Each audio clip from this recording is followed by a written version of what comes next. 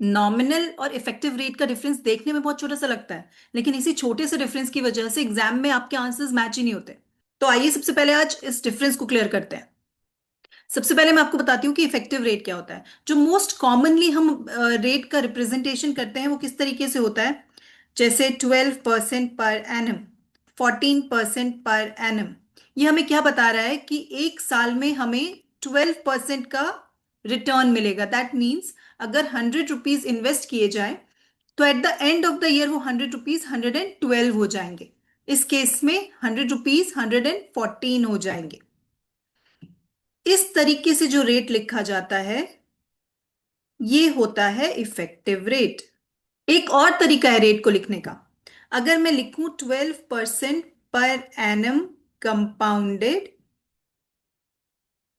Monthly, या मैं लिखूं 13% per annum compounded quarterly, compounded semi annually, तो ध्यान से देखिए इनमें क्या हो रहा है। इनमें एक साल के अंदर एक से ज्यादा कंपाउंडिंग हो रही है, more than one compounding in a year. तो इस तरीके के रेट को हम बोलते हैं नॉमिनल रेट। यानी अगर मैं लिखूं 12% पर एनम कंपाउंडेड मंथली, तो एक्चुअली ये रेट को देख के आपको पता नहीं चल पाएगा कि आपका 100 rupees at the end of the year कितना बन रहा है। तो आइए इस नॉमिनल रेट को पहले और अच्छे से समझते हैं। हमने लिखा 12% पर एनम कंपाउंडेड मंथली। क्या आपको लगता है कि ये और 12% पर एनम, ये दोनों इक्वल है क्या? Do you think so? नहीं, राइट? क्यों नहीं है? क्योंकि आपको पता है 12% पर एनम कंपाउंडेड मंथली का एक्चुअली मतलब क्या होता है। इसका मतलब ये होता है कि आपकी जितनी भी कंपाउंडिंग हो रही है आप रेट को उससे डिवाइड कर दो। 12% को 12 से डिवाइड कर दिया, इसका मतलब जो ये 1% आया, आपको हर कंपाउंडिंग में इतना रिटर्न मिल रहा है। अब मेरी मंथली कंपाउंडिंग है, इसका मतलब हर मंथ मुझे 1% का रिटर्न मिल रहा है। तो बेसिकली मैं आपको पूछ रही हूं कि क्या 1% पर मंथ 12% पर एनम के इक्वल है? ये मेरा क्वेश्चन है आपसे। अब इसको देखते हैं एक बार। मान लीजिए मेरे पास एक फंड है ए, जो मुझे देता है 12% पर एनम का रिटर्न। वहीं मेरे पास दूसरा फंड है बी, जो मुझे देता है 12% पर एनम कंपाउंडेड मंथली का रिटर्न। मैंने आपको बताया कि जितनी भी कंपाउंडिंग हो रही है रेट को उससे डिवाइड कर देते हैं, तो मुझे पता चला 1% पर मंथ का रिटर्न। अब देखो 12% पर एनम का मतलब क्या है कि ये जो 100 रुपीज है, इस पे मुझे इंटरेस्ट कब मिलेगा? लास्ट में। 1 ईयर, 1 मंथ के बाद कुछ नहीं मिलेगा, सेकेंड मंथ के बाद कुछ नहीं मिलेगा। जब 12 मंथ्स पूरे हो जाएंगे तो मेरे को 12 रुपीज मिल जाएगा और मेरे 100 रुपीज बन जाएंगे 112, राइट? लेकिन 1% पर मंथ के केस में ऐसा नहीं होगा। उसमें जैसे ही 1 मंथ कंप्लीट होगा तो मुझे 1% का इंटरेस्ट या रिटर्न मिलेगा। यानी मेरा 100 रुपीज कितना बन जाएगा? 100 इंटू 1 प्लस 1%, राइट? तो मेरा 100 रुपीज बन गया 101। फिर सेकेंड मंथ कंप्लीट होने पे क्या होगा? वापस से जो पिछले महीने का बैलेंस है, वैल्यू है, उस पे मुझे 1% इंटरेस्ट और मिल जाएगा। यानी अब सेकेंड मंथ के बाद मेरे पास कितना पैसा हो गया? 101 इंटू 1 प्लस 1%। हर महीने ये प्रोसेस कंटिन्यू होगा, तो हम इसे ड्रैग करते हैं। अब देखो जब 12 मंथ कंप्लीट हुए तो मेरे पास एक्चुअली कितने रुपए हैं? 112.68। यानी कि 100 रुपीज तो मैंने ही इन्वेस्ट किए थे, तो मुझे इंटरेस्ट कितना मिला है या मुझे रिटर्न कितना मिला है? 12.68। यानी पूरे ईयर में जो मेरा टोटल रिटर्न है वो है 12.68। तो क्या मैं बोल सकती हूं कि 1% per month is actually equal to 12.68% per annum? बोल सकते हो, राइट? अब ध्यान से देखो ये क्या है। Effective rate.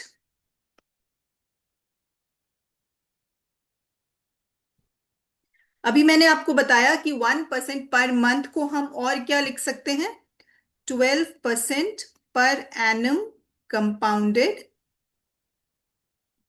मंथली, यानी 12% per annum compounded monthly is actually equal to 12.68% per annum.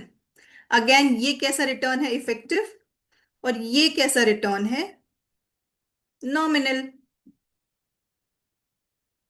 यानी इस इक्वेशन में क्या हुआ है, नॉमिनल रेट इफेक्टिव में कन्वर्ट हो गया है, या हम कह सकते हैं इफेक्टिव रेट नॉमिनल में कन्वर्ट हो गया है। अब हम इसको क्यों पढ़ रहे हैं, क्योंकि हमारे एग्जाम में, चाहे वो सीएफपी का एग्जाम हो, चाहे वो सीडब्ल्यूएम का एग्जाम हो, नॉमिनल और इफेक्टिव रेट से रिलेटेड क्वेश्चंस आते हैं। अब ये कन्वर्जन हमने मैन्युअली किया है, लेकिन एग्जाम में हम मैन्युअली नहीं करेंगे। हमारे पास एक एक्सेल का फंक्शन है और एक फॉर्मूला भी है जिसके थ्रू हम ये कन्वर्जन कर सकते हैं। सबसे पहले देख लेते हैं एक्सेल फंक्शन को। मेरे पास नॉमिनल रेट है 12% पर एनम कंपाउंडेड मंथली। मैं इसको कन्वर्ट करना चाहती हूं इफेक्टिव में। तो एक एक्सेल का फंक्शन होता है इफेक्ट, चलिए उसको चेक करते हैं। Is equal to effect, FX पे जाएंगे। ये पूछ रहा है आपका नॉमिनल रेट क्या है। मेरा नॉमिनल रेट क्या है, नॉमिनल रेट है 12% per annum, right, compounded monthly. तो 12% मेरा नॉमिनल रेट है। अब आ जाएंगे एन पर वाई पे। एन पर वाई क्या है, N per Y is number of compounding periods per year. ये पूछ रहा है एक साल में कितनी कंपाउंडिंग हो रही है, 12। एंटर प्रेस करेंगे तो हमारे पास आंसर आ गया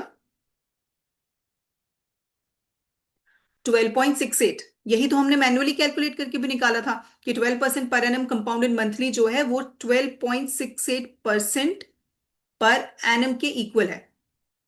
अब इसका उल्टा करते हैं। मान लीजिए क्वेश्चन में हमको ये इफेक्टिव रेट दिया हुआ है और हमें इसका नॉमिनल रेट फाइंड आउट करना है। तो उसके लिए एक्सेल का फंक्शन है नॉमिनल। वापस से जाएंगे एफएक्स पे। पूछ रहा है कि इफेक्टिव रेट कितना है आपका। मेरा इफेक्टिव रेट ये है, मैंने सिलेक्ट कर लिया। फिर गए एन पर वाई पे, फिर से बताया कि एक साल में कितनी कंपाउंडिंग की बात हो रही है, 12। एंटर प्रेस किया तो इसने बता दिया कि आपका 12.68% पर एनम जो है वो actually 12% per annum compounded monthly के बराबर है। दिस इज पर एनम कंपाउंडेड मंथली। और इसको अगर मुझे पर मंथ में कन्वर्ट करना है तो सिंपली इसको 12 से डिवाइड कर देना है, राइट। कैसे कन्वर्ट करना है ये हमें समझ में आ गया। अब मैं आपको बता देती हूँ कि फॉर्मूले की हेल्प से आप कन्वर्जन कैसे कर सकते हैं नॉमिनल और इफेक्टिव का। अगर आपको नॉमिनल को कन्वर्ट करना है इफेक्टिव में, मतलब लेट्स से आपके पास रेट है 12% पर एनम कंपाउंडेड मंथली, और आप चाहते हैं जानना कि इसका इफेक्टिव रेट क्या है, यानी इफेक्टिवली मेरा 100 रुपीज कितने में कन्वर्ट हो जाएगा आफ्टर 1 ईयर। तो आपके पास फॉर्मूला है 1 + nominal rate divided by number of compoundings raise to the power number of compoundings -1। अगर इसको मैं अप्लाई करूं अपनी सिचुएशन में तो क्या हो जाएगा, 1 + हमारा नॉमिनल रेट क्या है 12%, हमारी नंबर ऑफ कंपाउंडिंग्स क्या है, 12 कंपाउंडिंग्स है, राइट, क्योंकि हम पर मंथ की बात कर रहे हैं। इधर भी आ जाएगा 12 -1। 12 से 12 कैंसिल हो जाएगा तो 1 + 1% रेज टू द पावर 12 -1। अब इसको हम एक्सेल से कैलकुलेट कर लेते हैं। Is equal to 1 + 1% raise to the power 12 -1। तो हमारे पास क्या आ गया देखो, 12.68। 12.68 को हमने एक बार मैन्युअली कैलकुलेट किया, एक बार हमने एक्सेल के इफेक्ट फंक्शन से कैलकुलेट किया, और अब हमने फॉर्मूला से कैलकुलेट कर लिया है, राइट। अब चलते हैं दूसरे केस की तरफ। जो कि है इफेक्टिव से नॉमिनल। इफेक्टिव से मुझे जाना है नॉमिनल। जैसे मान लीजिए मेरे पास रिटर्न है 12.68% पर एनम। मैं जानना चाहती हूं कि इसका पर मंथ रेट क्या होगा। पर मंथ रेट 1 प्लस रेट जो कि इफेक्टिव है, raise to the power 1 divided by number of compoundings -1। यानी अगर मैं अपनी वैल्यू को इस फॉर्मूले में पुट करूं तो ये फॉर्मूला हो जाएगा 1 प्लस 12.68%। कितनी कंपाउंडिंग हम पता करना चाहते हैं? 12 मंथली, राइट? -1। अब इसको मैं एक्सेल में पुट कर देती हूँ। Is equal to 1 plus 12.68% raise to the power bracket में 1 डिवाइडेड बाय 12 -1। तो मेरे को क्या आंसर मिल गया? मेरे को आंसर मिला 1%। तो ये मुझे बता रहा है कि 12.68 पर एनम जो है वो 1% पर मंथ के बराबर है। ये हमने पहले भी देखा है, राइट? हम ये पहले भी देख चुके हैं कि 1% पर एनम जो है वो 12.68% पर एनम के इक्वल है। तो आई होप आपको समझ में आया होगा कि कैसे हम एक्सेल के फंक्शंस से कैलकुलेट करेंगे और फिर कैसे फॉर्मूला से। एक बार इसको मैं रीआइटरेट कर देती हूँ। हम नॉमिनल से इफेक्टिव में जाना चाहते हैं, राइट? तो अगर ये हम फंक्शन से करना चाहते हैं तो हमको इफेक्ट का फंक्शन यूज करना है, राइट? और इसे अगर हम फॉर्मूला से करना चाहते हैं तो हमें फॉर्मूला यूज करना है 1 plus nominal rate divided by number of compoundings raise to the power number of compoundings -1। यही अगर हम इफेक्टिव से नॉमिनल में आना चाहते हैं तो हमें इधर फॉर्मूला यूज करना है नॉमिनल, राइट? फंक्शन यूज करना है नॉमिनल और फॉर्मूला यूज करना है 1 plus effective rate raise to the power 1 divided by number of compounding -1। अब अगर आपको फॉर्मूला याद रहता है तो आप फॉर्मूले से कर लीजिए। फॉर्मूला अगर नहीं याद रह पाता है, क्योंकि जब हम सीएफपी या सीडब्ल्यूएम का एग्जाम देंगे तो बहुत सारे फॉर्मूलेज होंगे और फंक्शंस होंगे जो हमें ध्यान में रखने हैं। तो अगर नहीं याद रह पाता है तो ये फंक्शंस को याद रखना इजी है, आप इससे क्वेश्चन सॉल्व कर सकते हैं। अब इनकी जरूरत क्या पड़ती है हमें सीएफपी के एग्जाम में? सीएफपी के एग्जाम में हमें जरूरत पड़ेगी जब पीएमटी होगा। जब भी पीएमटी हमारे क्वेश्चन में होगा तो हमें कुछ चीजों का ध्यान देना है। एक तो हमें ध्यान देना है टाइप का। टाइप, पीएमटी, एफवी, पीवी, ये सब मैं पहले वीडियो में डिस्कस कर चुकी हूं, तो आप वहां से जाकर के देख सकते हैं अगर आपको अभी आइडिया नहीं है। तो हम एक देखेंगे टाइप, टाइप की वैल्यू क्या है। दूसरा, जब पीएमटी होगा तो हम देखेंगे कि पीएमटी यानी पेमेंट्स जो हो रही हैं उनका इंटरवल क्या है। उनका इंटरवल ईयरली हो सकता है, मंथली हो सकता है, quarterly, semi annual, daily, right, bimonthly, ये सारे इंटरवल्स हो सकते हैं। अब हम पहले देखेंगे पीएमटी का क्या इंटरवल है, फिर हम उसको मैच करेंगे रेट के इंटरवल से और एन पर के इंटरवल से, नंबर ऑफ पीरियड्स के इंटरवल से, राइट? अगर क्वेश्चन में ऑलरेडी ये तीनों सिंक में है, यानी आपको बोला है कि आप 1 लाख रुपीज ईयरली इन्वेस्ट करते हैं जिसमें आपको 12% पर ईयर का इंटरेस्ट आता है पर एनम का, और आप 5 इयर्स तक ये इन्वेस्टमेंट कर रहे हैं। तो देखो सब ईयर्स में है, ये भी ईयर्स में है, पीएमटी रेट भी ईयर्स में है और एन पर भी ईयर्स में है। तो आपको कोई टेंशन नहीं लेनी, आप नॉर्मल जैसे क्वेश्चन सॉल्व करते हैं वैसे सॉल्व कर लीजिए। दिक्कत कहां पर आएगी? दिक्कत आएगी अगर मान लीजिए आपका पीएमटी है ईयर्स में लेकिन आपका रेट है क्वार्टरली, कि आप पैसा हर साल डिपॉजिट कर रहे हो लेकिन इंटरेस्ट मिल रहा है क्वार्टर में। There is a mismatch. अब आपको क्या करना पड़ेगा मिसमैच के केस में? आपको रेट को चेंज करना पड़ेगा जिस फ्रीक्वेंसी में पीएमटी है, उस फ्रीक्वेंसी में। पीएमटी ईयरली है तो आप रेट को भी ईयरली बनाओ, आप एन पर को भी ईयरली बनाओ, राइट। पीएमटी अगर मंथली है लेकिन रेट आपको ईयरली दिया हुआ है, मिसमैच। अब आप रेट को पर मंथ बनाओ, यानी हमको पीएमटी को फॉलो करना है, जैसा पीएमटी है हमें वैसा ही अपने रेट को और एन पर को बनाना है। ऑलरेडी अगर बने हुए हैं तो कोई दिक्कत नहीं है, बट अगर डिफरेंट है तो हमको पीएमटी से मैच करना है, राइट। कैसे करेंगे वो भी क्वेश्चंस में समझते हैं तो आपको क्लैरिटी आएगी। पहला क्वेश्चन है, Manisha wants to accumulate 10 lakh rupees in 8 years। How much monthly SIP should she start if her fund gives 13% per annum return.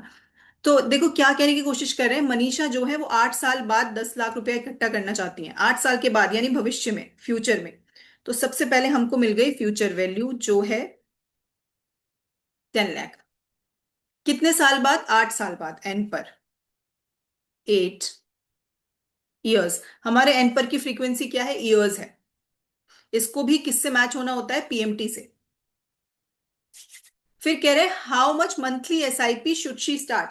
वो मंथली एसआईपी स्टार्ट करना चाहती है। मंथली एसआईपी का मतलब पीएमटी करना चाहती है मंथ्स में, पीएमटी करना चाहती है मंथ्स में। जैसे ही पीएमटी मंथ्स में और देखो एन पर ईयर में दिख रहा है, मिसमैच। अब क्या हम पीएमटी को कुछ चेंज कर सकते हैं? नहीं, चेंज किसको करना है? एन पर को। एन पर को मंथ्स में कर देंगे, is equal to 8 into 12, right. अब क्या हो गया? एन पर मंथ्स में हो गया, सॉर्टेड, मैच हो गई दोनों चीजें। आगे बढ़ते हैं। Should she start if her fund gives 13% per annum return. अब देखो रेट है, रेट दिया हुआ है 13%, बट क्या दिया हुआ है? Per annum. मुझे क्या चाहिए? Per month. अब ये पर एनम को पर मंथ में मुझे कन्वर्ट करना है। क्यों करना है? क्योंकि पीएमटी मंथली है। अब ये कन्वर्ट करने के दो रास्ते हैं, एक तो मैं इसको फॉर्मूला से कर लूं।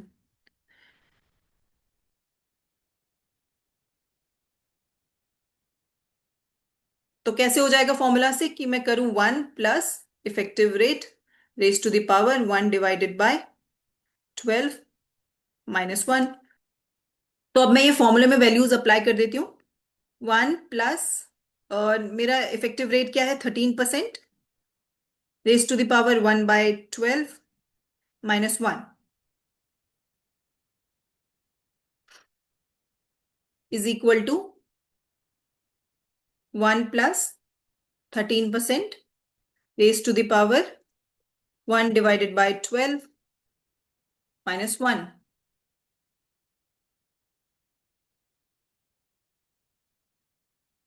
तो मेरा पर मंथ रेट क्या आ गया? 1.02। ये मेरा पर मंथ रेट है। तो एक तरीका है फॉर्मूले से निकालने का, दूसरा तरीका है फंक्शन से निकालने का। फंक्शन से पहले क्या निकलेगा? पहले पर एनम कंपाउंडेड मंथली रेट निकलेगा, फिर उसे डिवाइड करेंगे 12 से, राइट।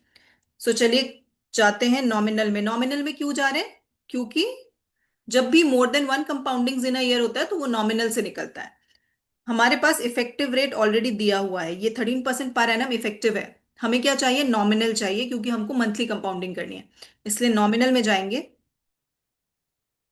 वो हमसे पूछ रहा है कि आपका इफेक्टिव रेट कितना है। इफेक्टिव रेट है 13%। एन पर वाई कितना है? एक साल में कितनी कंपाउंडिंग है? 12। तो हमारा आ गया रिटर्न 12.28% पर एनम कंपाउंडेड मंथली। मैंने बताया था ना ऐसे लिखते हैं नॉमिनल को। ये हमारा नॉमिनल रेट आ गया। अब इसको हम डिवाइड कर देंगे नंबर ऑफ कंपाउंडिंग से, तो पर मंथ का रेट आ जाएगा डिवाइडेड बाय 12। ये आ गया पर मंथ का रेट।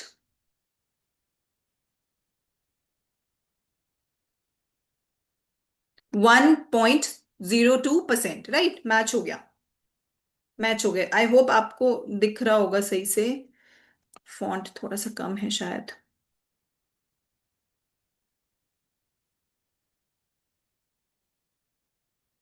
राइट।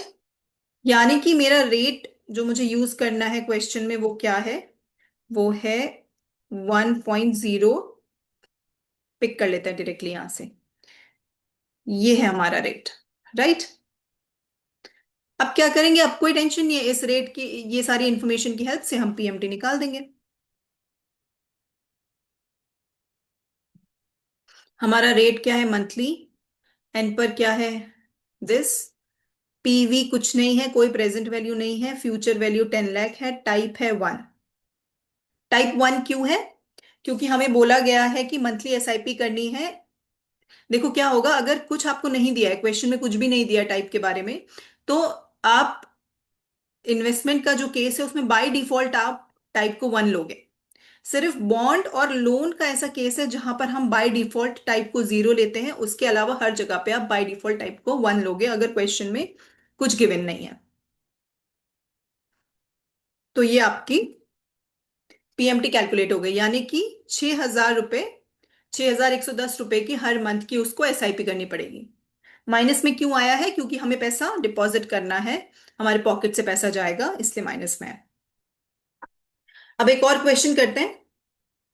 ये क्वेश्चन क्या है, Sunita is investing ₹1 lakh per year in a fund with 12% per annum return compounded quarterly. यहां पर हमको इस तरीके का रिटर्न दिया है, देखो 12% पर एनम कंपाउंडेड क्वार्टरली, यानी कि ये क्या दिया हुआ है, नॉमिनल रेट।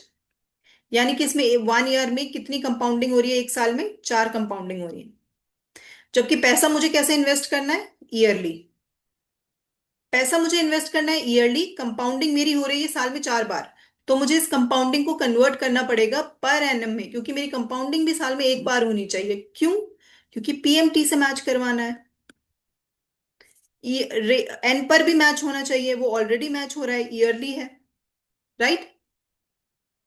तो पहले वैल्यूज लिख लेते हैं, पीएमटी। अच्छा, निकालना क्या है इसमें, what will be the value of investment after 5 years, 5 साल बाद क्या वैल्यू होगी इन्वेस्टमेंट की। यानी कि मुझसे पूछा जा रहा है एफवी। राइट, ये मुझे कैलकुलेट करना है। मुझे गिवन क्या है, मुझे पीएमटी गिवन है, पीएमटी है 1 लाख रुपीज, माइनस में लिख देते हैं। 1 लाख रुपीज माइनस में क्यों लिख रहे हैं, क्योंकि पॉकेट से पैसा बाहर जाएगा। राइट। ये ईयर्स में है। अब मेरा एन पर 5, एन पर भी मैच होना है ना, तो वो तो मैच्ड है ऑलरेडी, मेरी टेंशन खत्म। अब मुझे रेट देखना है। अच्छा, मेरा रेट तो दिया हुआ है 12%, बट ये तो कंपाउंडेड मंथली है, यानी कि ये नॉमिनल है, यानी कि मुझे इसे कन्वर्ट करना पड़ेगा इफेक्टिव में। इफेक्टिव में कन्वर्ट करेंगे, उसके दो तरीके हैं फिर से। एक तरीका तो क्या है, फॉर्मूले से कर देंगे, फॉर्मूले से बहुत इजी है, अगर आपको फॉर्मूला याद रहे। फॉर्मूला क्या है,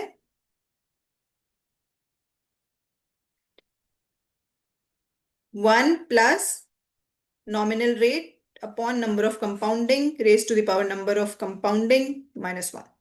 राइट। इसको मैं अप्लाई कर देती हूँ। 1 प्लस नॉमिनल रेट कितना है मेरा, 12%। नंबर ऑफ कंपाउंडिंग भी है 12, 12 ही है ना, क्वार्टरली तो नहीं है। कंपाउंडेड मंथली है, क्वार्टरली है, 1 सेकेंड, क्वार्टरली है। क्वार्टरली है तो ये हो जाएगा 4 डिवाइडेड बाय 4, और रेस टू द पावर भी हो जाएगा 4 -1। राइट, यानी ये है मेरा इफेक्टिव रेट। इसको भी क्वार्टरली लिख देते हैं, हमने यहां मंथली लिख रखा है, क्वार्टरली। ठीक है। अब चलिए इसको फंक्शन से कैलकुलेट करते हैं, is equal to effect.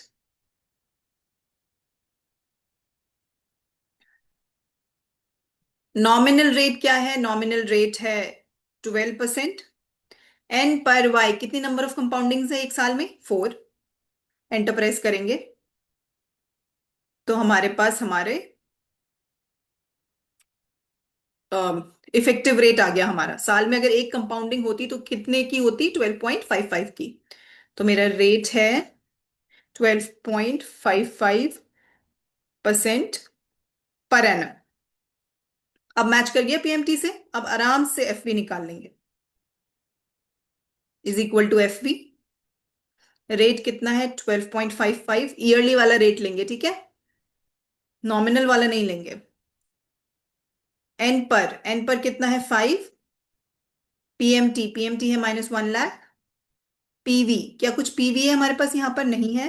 Type कितना है? बाय डिफॉल्ट 1, क्योंकि कुछ भी दिया हुआ नहीं है क्वेश्चन में। तो ये अमाउंट आ गया जो हमारी वैल्यू हो जाएगी इन्वेस्टमेंट्स की 5 साल के बाद। आई होप आपको क्लियर हुआ होगा ये। अब हम एक ऐसे क्वेश्चन में जा रहे हैं जो सीएफपी के एग्जाम जैसा है। सीएफपी के एग्जाम में लेवल 1 में खासकर इस तरीके के क्वेश्चंस आ जाते हैं। Mister Aryan who is currently 40 years old wishes to accumulate a retirement corpus of 2.9 crore by the time he turns 60। तो एक 40 साल का इंसान है। वो कह रहा है कि जब वो 60 साल का होगा तब तक उसे 2.9 करोड़ चाहिए। तो 2.9 करोड़ क्या है? फ्यूचर में पैसा चाहिए, फ्यूचर वैल्यू है। लिखते चलते हैं साथ में, ठीक है। फ्यूचर वैल्यू है 2 crore 90 lakh. Then by the time he 60, कितने साल बाद चाहिए उसको? अभी वो 40 का है, 60 पे चाहिए, यानी उसे 20 साल बाद चाहिए। तो एन पर कितना हो गया? 20 years। अभी तक हमारे पास पीएमटी नहीं आया है, तो हमें कुछ चेक करने की जरूरत नहीं है। जैसे पीएमटी आएगा फिर हम चेक करेंगे चीजों को। So he already has an existing investment of 2.68 lakh. उनके पास एग्जिस्टिंग इन्वेस्टमेंट है 2.68 लैक्स का। 2.68 लैक्स का, यानी कि ये क्या है? प्रेजेंट वैल्यू है उनके इन्वेस्टमेंट की। इन्वेस्टमेंट की वैल्यू है तो इसको माइनस में करेंगे, पॉकेट से बाहर है।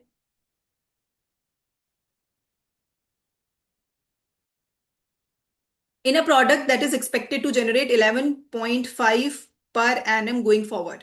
रेट क्या है? रेट है 11.5% पर एनम। राइट, यानी कि कैसा रेट है ये? इफेक्टिव रेट है ये। What should be monthly SIP? देखो अब एसआईपी क्या है? पीएमटी है। पीएमटी आ गया पिक्चर में। पीएमटी की फ्रीक्वेंसी क्या है या इंटरवल क्या है? मंथली। पीएमटी, पहले तो हमें ये कैलकुलेट करना है, हमारे पास है नहीं पीएमटी। कैलकुलेट करना है, बट कैसा पीएमटी है ये? मंथली। ये हमें कैलकुलेट करना है। लेकिन जैसे ही हम पीएमटी पे आए और पीएमटी मंथली है हमें दिख रहा है, हम तुरंत चेक करेंगे कि हमारा एन पर की फ्रीक्वेंसी क्या है और रेट की फ्रीक्वेंसी क्या है। देखो एन पर क्या है? ईयरली है। ईयर्स में नहीं चल सकता। अब हमें किस में कन्वर्ट करना है? मंथ में। क्यों? क्योंकि पीएमटी किस में है? मंथ में। तो चलिए इसको कन्वर्ट कर देते हैं। Is equal to 20 × 12। तो एन पर को कन्वर्ट करना इजी है, उसमें कुछ ज्यादा प्रॉब्लम नहीं है। दिक्कत कहाँ आएगी? रेट को चेंज करने में। अब रेट आपका इफेक्टिव है, आपको चाहिए monthly, more than 1 compounding in a year, यानी आपको क्या चाहिए? नॉमिनल रेट चाहिए। आपको नॉमिनल रेट की जरूरत है। नॉमिनल भी क्या, पर मंथ रेट की जरूरत है। पर मंथ रेट। पर मंथ रेट फिर से आप दो तरीके से निकाल सकते हैं। या तो फॉर्मूला से निकाल लीजिए,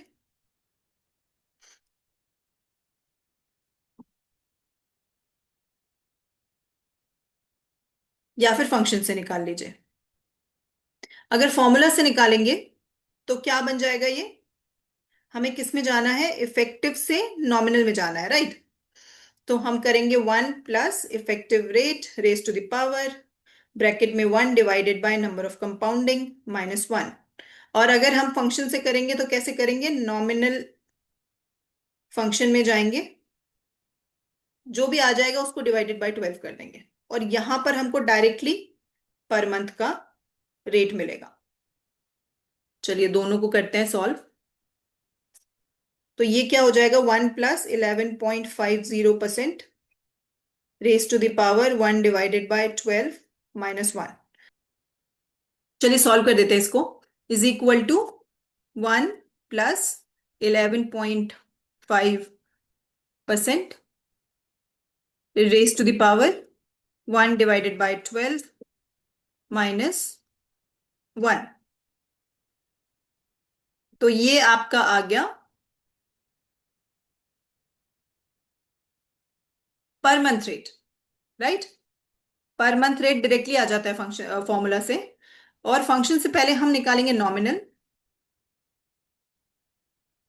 लिखेंगे हमारा इफेक्टिव रेट क्या है, एफएक्स पे ही दिखा देती हूँ। लिखेंगे हमारा इफेक्टिव रेट क्या है? इफेक्टिव रेट है 11.5%। और कितनी कंपाउंडिंग्स हैं? 12। ये क्या आया? ये निकल के आया आपका पर एनम कंपाउंडेड मंथली रेट, इसको डिवाइड करना होगा 12 से। जब इसको 12 से डिवाइड करेंगे तब आपको मिलेगा आपका पर मंथ रेट। दिस इज पर मंथ रेट। हमारा रेट मैच हो गया है। अब हम इसको इधर लिख देंगे, रेट,